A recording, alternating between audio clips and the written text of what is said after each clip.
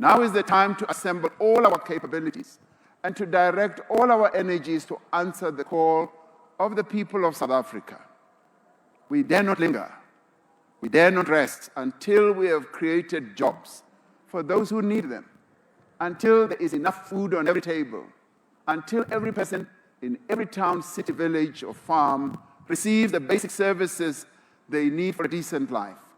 We dare not rest until the women of South Africa are free from the social and cultural and economic constraints that hold back their progress. We cannot rest until the young people of our country get jobs and can see progress in their own lives. We cannot rest until criminals are off our streets and the drugs are out of our communities. Until men no longer perpetrate violence against women and children. Until those who steal from the people are held accountable. We dare not rest while our communities are ravaged by flood, fire, and drought. Together, we will confront the threat of a rapidly warming planet. We will accept our responsibility to respond to climate change in a manner that is ambitious, just, and inclusive. We do this for the sake of this generation and those that will follow. We will build a government that is capable and honest. Together we will work to promote multilateralism for a fairer and more just and more equal, compassionate world, founded on solidarity and universal human rights. We will join hands with our brothers and sisters across our beloved region here in SADC, our beloved continent of Africa, to find peace, to achieve stability, to advance development through the African Continental Free Trade Area, through the construction of roads, rail lines, factories, and power stations. Africa will embark on a new age of production and commerce. Today, I make a solemn commitment to be a president for all South Africans, not of some South Africans. Addressing the nation, Cyril Ramaphosa said the country had begun a new era and bragged that his government would work to improve basic living conditions for all citizens. He said people want to have enough food, decent homes, clean water, affordable and uninterrupted electricity supply, good care of the sick and elders, equality schools and other basic services, while Ramaphosa words were meant to reassure an already economically straining populations the new administration could prove difficult to lead. It made up the parties that are ideologically opposed and do not see eye to eye on how to address the country's many challenges. Affirming his commitment to work with all parties represented in the government of national unity, Ramaphosa warned that unless it addressed the deep inequalities, the country could become unstable. Said that we must reject every attempt to divide or distract us, to sow doubt or cynicism, or to turn us against one another. These who seek to stand in our way, those who seek to inflame tension will not succeed.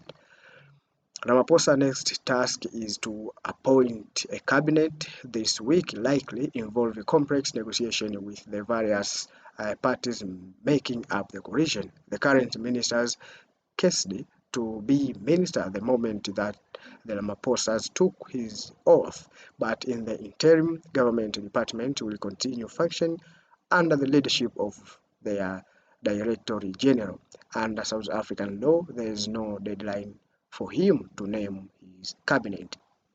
Cyril Ramaphosa was sworn in for a second full term as South Africa's president in a ceremony in the administrative capital, Pretoria, on Wednesday.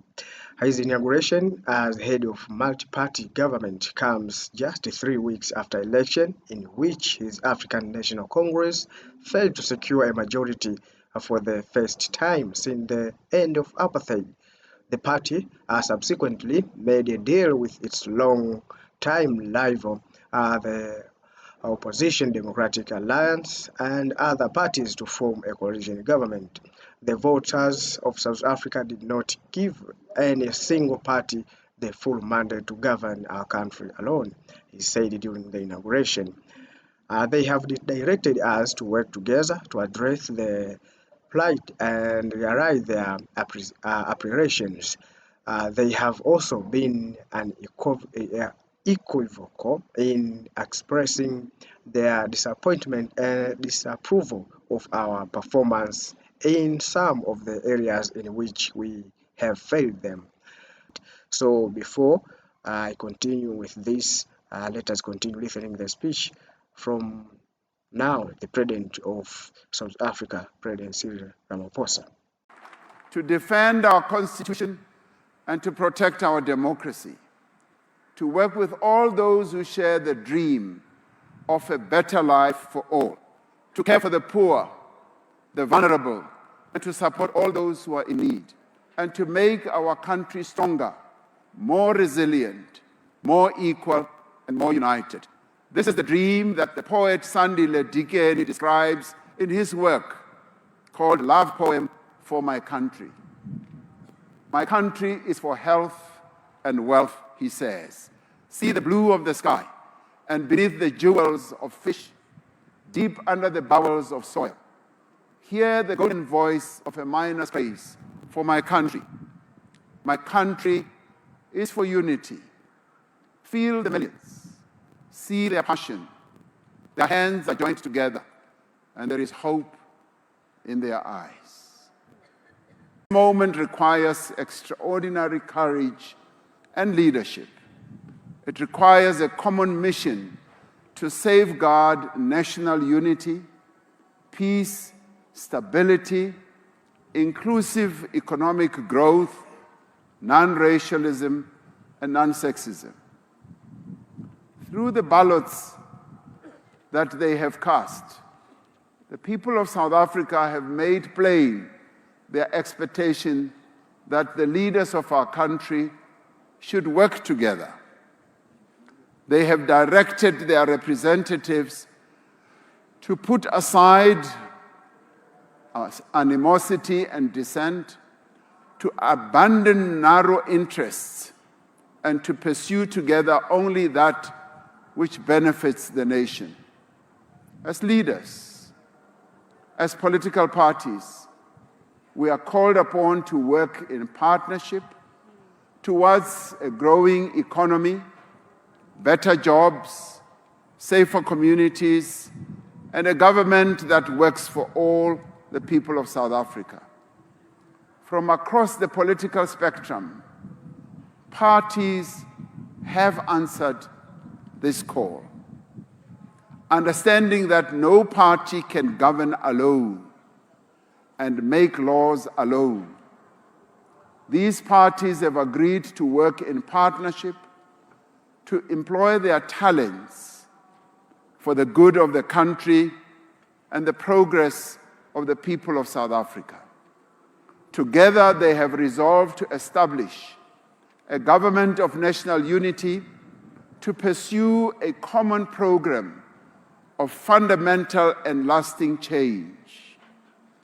The formation of a government of national unity is a moment of profound significance. It is the beginning of a new era.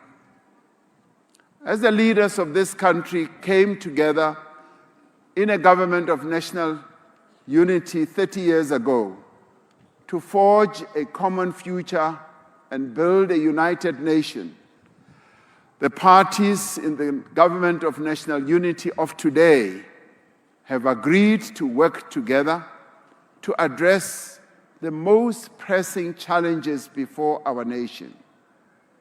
The parties have adopted a statement of intent in which they have committed to pursue rapid, inclusive, and sustainable economic growth, to create more of a just society by tackling poverty, to safeguard the rights of workers, to stabilize government and build state capacity.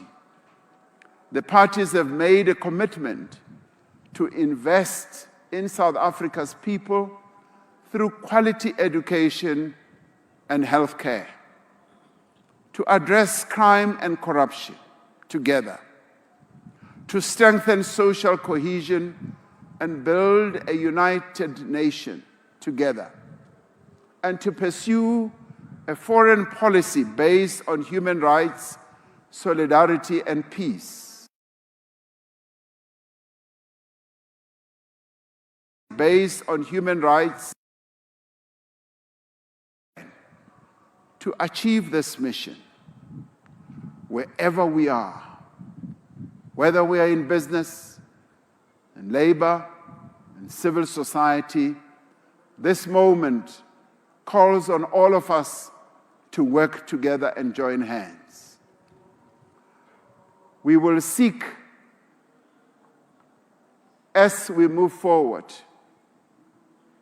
to consolidate this working together through convening a national dialogue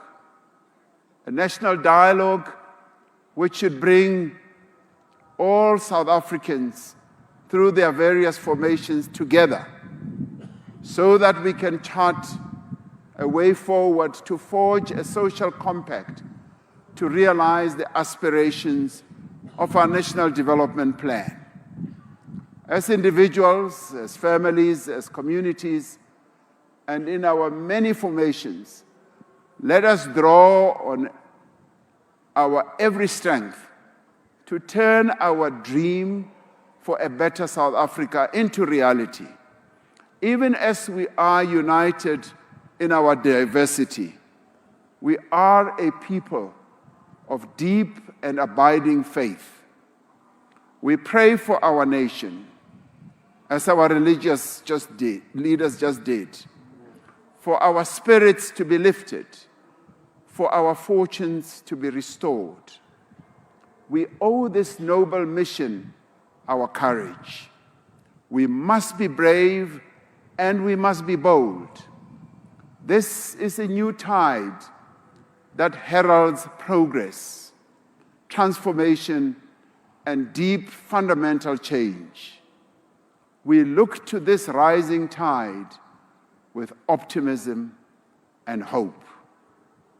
We must reject every attempt to divide or distract us, to sow doubt and cynicism, or to turn us against one another.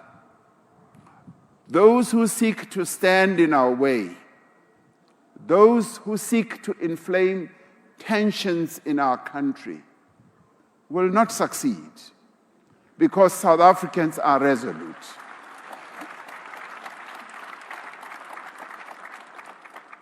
Those who seek to undermine our institutions will fail because democracy lives in the hearts of all our people and shall never be dislodged. Nothing will distract us from serving the people and advancing their interests. Now is the time to move forward. Together, we will and we can do more and better as South Africans. On this day, our hands are joined together. We are united as South Africans. We are full of hope. Let us carry this hope to permeate throughout our nation so that everyone can join hands to build the South Africa of our dreams. God bless South Africa and protect its people. Nkosi sikelela i-Afrika, morena boloka setjhaba sa heso. God seën South Africa. Modimo patochetsa Afrika tshipembe. Nkosi katekisa Afrika. Chief Justice, I thank you.